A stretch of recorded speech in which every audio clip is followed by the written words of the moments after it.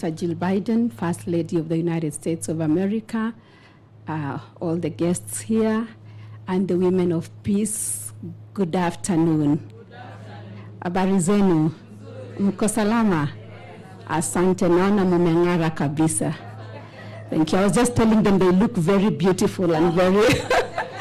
Okay, so the story of Joyful Women dates back to the year 1997. That's about 25 years ago. I had an opportunity to go to the villages of Uasin Gishu County that time to help my husband, now our president. Then he was running to become member of parliament for Eldoret North. I was a young girl. We had just gotten married. I was about 27 years old. So I went as a good wife and a good mother to go meet the mothers and the youth and just to see what was happening and helping campaign to become the member of Eldoret North. That was in 1997, and he was running for the first time. And so as I went crisscrossing the villages asking for votes, I met women, I met young people. But I'll never forget this day when I met this particular group of women. They were seated not very far from the road, about 50 of them. And I stopped to go talk to them just to ask for votes. But something different caught my attention. As the women sat on the ground, just listening to a young girl talking to them, I noticed one woman that was seated right in front of me. She looked like she had not had breakfast. She looked emaciated. She didn't have shoes. And yet, what caught my attention was a broad smile that she had. And when I looked at them and I looked at her, I made a prayer to God. And I said, if my husband makes it to parliament, I would like to come back and do something with these women. Because what I saw was not very acceptable. Because I was wondering, if a mother can leave her house without shoes to come for that kind of a meeting, then what was the situation at home? What about her children? And many things went around my head. Anyway, by God's grace, my husband was elected for the first time as member of parliament for Eldoret North. And of course, we came to Nairobi where we lived with a young family. But the picture of that particular lady that sat there that morning never left my mind. And I kept wondering, what will I do? God has given me an opportunity now to become a wife of a member of parliament of that region. What would I do? And I kept wondering, and I kept asking, and I kept talking to people, because for me, I was looking for sustainability. I was looking for something that these women would do, that they would not ever even want to go borrowing things or doing that kind of thing. And 12 years down the line, I will never forget that day in my office. I used to run a travel agency. And what I call an angel walked into my office and talked to me about the concept of table banking. And immediately, I thought about the women of Eldoret North. Now, this concept of table banking that Stella has explained to us is actually a government concept that was crafted by the then Poverty Eradication Commission. And a team of economists were sent to Bangladesh and to India and to the parts of Asia to go see what they had done. And it was borrowed on the Grameen Bank. And when I was told about this concept that had already been written, immediately I knew that that was the solution for the women of Eldoret North. And so quickly I called for a meeting of all the women leaders, and I had a meeting under a tree, and I started talking to them about table banking.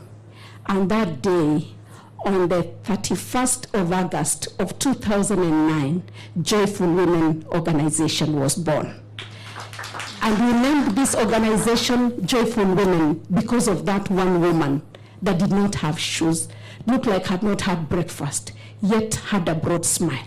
Just to say that sometimes in life, you may not have everything, but nobody can take the joy away from you. And we say that we want to spread this joy across the nation of Kenya and across the nations of the world. That joy that emanates from a woman, that smile. And we said we want this joy just to be seen in every woman. And I'm glad this morning, this afternoon, that I can see the women of peace very joyful. I can see the smile. And so we began in Eldoret North in 2009, and I crisscrossed the county teaching the women. I'm blessed to be trained as a teacher, so that was not a very difficult job for me. I used to leave Nairobi on Thursday, and I would have 2 meetings that Thursday, 2 meetings on Friday, 2 meetings on Saturday, and I came back to Nairobi also to take care of my family, because then I had a young family. And so we began with Eldoret North, and when my husband became deputy president in 2013, we had the opportunity to spread Joyful Women across the nation. And we crisscrossed Kenya, and I really thank God for the opportunity of giving me this platform. It enabled me to travel to the places in our country that I had never traveled to. And we actually went to 46 out of the 47 counties of our nation. And I was so glad just to see the diversity of our women. You go to Lamu, you see the women of Lamu. You go to Kisumu, you see the women of Kisumu. You go to Kisii, the women of Kisii, Nakuru. And we brought Joyful Women to these women and to their homes. And today, we are glad that Joyful Women are spread across the counties. And today, we have about 150,000 women who are members of Joyful Women organization. We have about 11,000 groups, and we continue to spread the joy. And not to be ignorant of the fact that we've had our own challenges, especially during COVID-19. We really had challenges with the women meeting, because when they said that people could not meet, then our women could not meet. But we thank God that we've been able to overcome that, and today God has given us a platform to change the lives of women, because when they borrow this money on the table, they are able to do enterprises. You know, we know that many other times women do not have collateral to go to the commercial banks to borrow money, because the collaterals that the women would really have maybe would be title deeds and things like that. But in the African culture, we know that really women do not own land. But we thank God, because things are changing in the 21st century. And even as we empower these women, we know that they have stories to tell us, testimonies, women that could not even go to meetings. We have brought dignity back to the women. One woman told me that anytime they went for meetings in the villages, they used to be told to sit on the grass. But because of the Joyful Women and empowering them economically, when they walk into the meetings, they are called to sit on the high table.